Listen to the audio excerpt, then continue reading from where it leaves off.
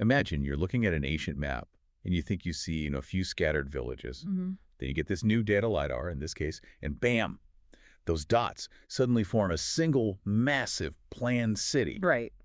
You thought you were looking at some old fort, but you've actually stumbled on an early metropolis.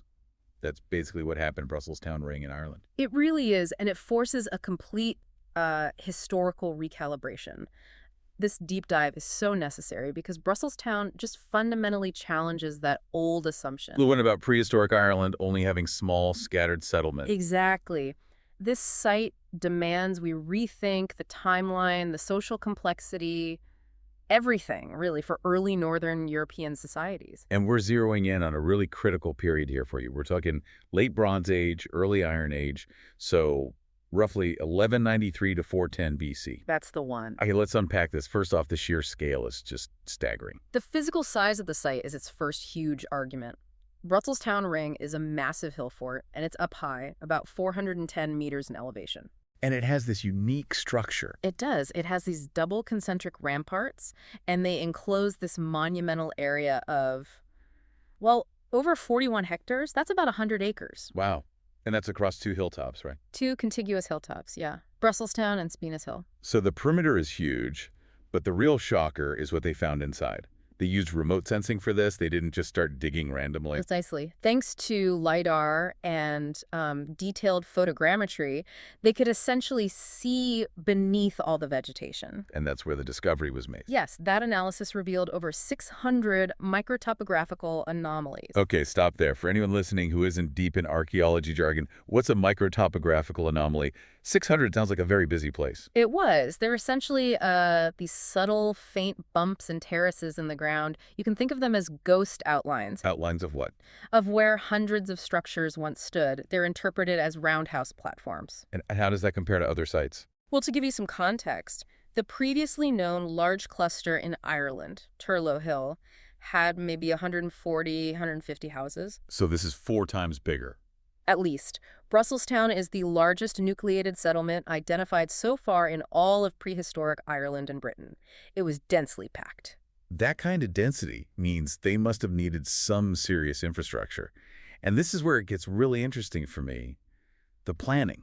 Yeah. They found this stone-lined structure, flat-floored, and they think it might be a huge water cistern. If that interpretation holds up, it would be the first known cistern in an Irish hill fort. So we're not just talking about a pond here. Oh, not at all. This is evidence of, advanced environmental engineering. It's communal water management for what they estimate was a population between 2,000 and 3,500 people. That kind of communal effort, coordinating thousands of people to build defenses and manage water, it speaks volumes about their organizational skills. It does. And speaking of increasing capacity and solving complex problems, this deep dive is sponsored by Embersilk.